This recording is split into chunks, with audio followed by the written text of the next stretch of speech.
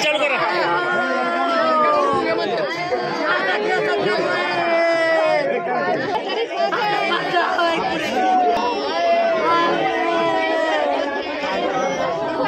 ही वेळ जी माझ्यावर आली आहे ही वेळ कोणत्याही नेत्यावर आली नसेल. गेल्या काही दिवसांमध्ये 4-5 लोकांनी आपला जीव गमावला आहे, दिला आहे. पंकजा ताईंचा पराभव सहन होत नाही असं कारण त्यांनी मला देऊन हा जीव दिला हे माझ्यासाठी समजण्याच्या पलीकडे आहे.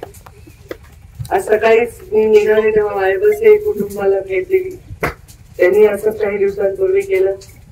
आता हा हरिभाऊ इथून पुढे मी देगुळ आंब्याला जाणार आहे. तिथे उद्या अहमदपूर तालुक्यामध्ये कार्यकर्त्याच्या भेटीला, कार्यकर्त्याच्या मदतीला धावून जाणारी मी. माझा बाप आपल्या सगळ्यांचे मुंडे साहेब गेले त्याच दिवशी शपथ घेतलेली नाही की कधीच मी रडणार नाही, मी सदैव लढेन पण रडणार नाही. मुंडे साहेबांचा धैर्याचा वारसा चालवेल. माझ्या आजूबाजूला काम करणारे आमदार, खासदार, नेते कोणीच पाहिलं नाही. ते माझं रूप आज सगळ्या राज्याला, देशालाही कदाचित पाहायला मिळालं असेल त्याचं मला भान नाही. मगाशी मी स्वतःला आवडू शिकली नाही. आता परत ते शपथ आठवली की मी लढणार आहे आणि रडणार नाही. पण खरं सांगते, कशाच्या जीवावर लढू मी? माझ्यासाठी स्वतःचं जीवन बाजूला ठेवून काम करणारे कार्यकर्ते पाहिले, पण स्वतःसाठी, स्वतःच्या नेत्यासाठी, आपल्या ताईसाठी जीव देणारे हे मुलं माझ्याकडे याच्यासाठी शब्द नाही. त्याचा परिवार, 2 छान गोड व्यक्ती, त्यांचा विचार गणेशनी करायला पाहिजे होता. त्यांना असं सोडून नाही जायला पाहिजे. माणूस गेल्याने काही राहत नाही असं नसतं. मुंडे साहेब गेले, आम्ही काही जेवण बंद केलं का? कपडा लत्ता जाणं बंद केलं का? पण ती पोकळी ज्याची त्यालाच माहित असते, त्यालाच जाणवत असते.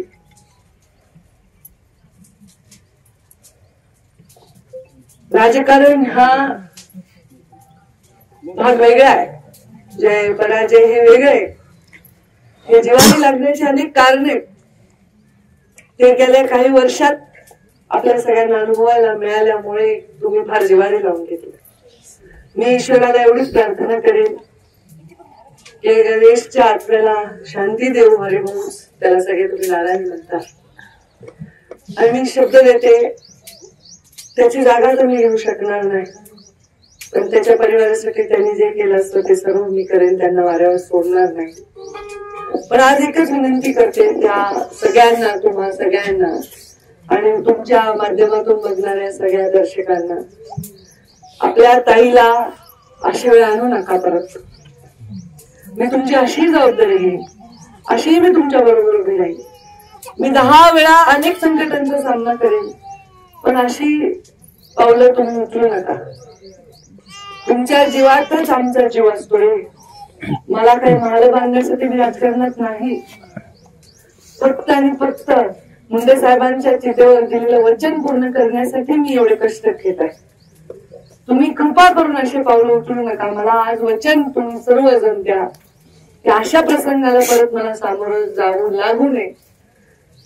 जेवढं धैर्य, जेवढं गंभीरपणा माझ्यामध्ये आहे, मुंडे साहेबांच्या संस्कारामध्ये आहे, तसंच तुम्ही सगळे दाखवा. अशा कुठल्याही पावलं उचलू नका. आपल्या लेकरा बाळांना, आपल्या आईला, आपल्या परिवाराला, बायकोला असं वाऱ्यावर सोडून जाऊ नका, असं सगळ्या कार्यकर्त्यांना विनंती करते. गणेशच्या आत्म्याला ईश्वर शांती देऊ. एवढं वय त्याचं जायचं नव्हतं. असा प्रसंग कोणत्याही परिवारावर येऊ नये. त्यांच्या परिवाराच्या दुःखात मी सहभागी आहे. तुम्हा सर्वांच्या दुःखात मी सहभागी आहे. आणि हे सगळं आटोपल्यानंतर त्यांची पत्नी आणि 2 मुली यांना, त्यांच्या आई यांना घेऊन माझ्या घरी मी एका कार्यकर्त्यांनी यावं. त्यांच्या जीवनामध्ये काय व्यवस्था त्यांची करता येईल मी ठरवलेलं आहे. जाहीर करणार नाही, कारण त्यांनी त्याला राजकारणी आल्यासारखं वाटेल. तुमची लेक आली आहे, त्याची बहीण आली आहे, त्यामुळे मी ह्याला कुठेही असा बट्टा लावू देणार नाही की मी काहीतरी आले आणि जाहीर करून गेले.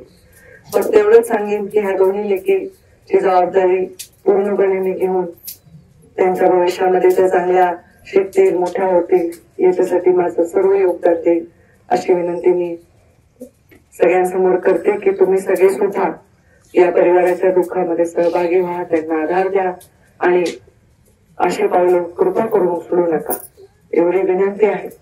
त्या विनंतीला आपण सर्व मान द्याल आणि त्यांच्या परिवाराच्या पाठीमागे पूर्ण गाव उभं राहील अशी मला अपेक्षा आहे. धन्यवाद.